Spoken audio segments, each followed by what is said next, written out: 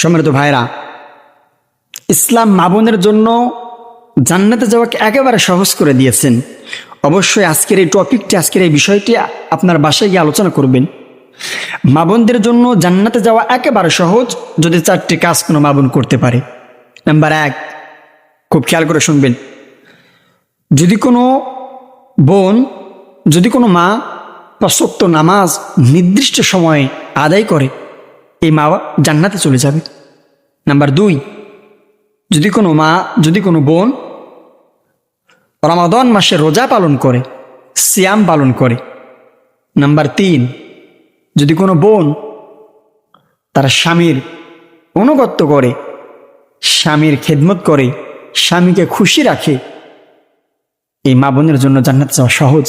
Number 4, যদি কোনো মা বোন পর্দা করে চলতে পারে। তাহলে 4টি বিষয় বলেছি, যদি কোনো মা বোন এই 4টি বিষয় পালন করে দুনিয়াতে চলতে পারে, তার জন্য জান্নাতে যাওয়া একেবারে সহজ। নাম্বার 1, যদি কোনো মা বোন 5 ওয়াক্ত নামাজ নির্দিষ্ট সময়ে সময় মতো আদায় করে। নাম্বার 2, রমাদান মাসে রোজা রাখে। নাম্বার 3, পর্দার যে বিধান রয়েছে পর্দা করে, এই বিধান পালন করে, পর্দা করে। নাম্বার 4, স্বামীর আনুগত্য করে। যদি কোনো মা বোন এই 4টি বিষয় পালন করতে পারে, তার জন্য জান্নাতে যাওয়া একেবারে সহজ। বিষয়টা অবশ্যই আপনার বাড়িতে গিয়ে আলোচনা করবেন।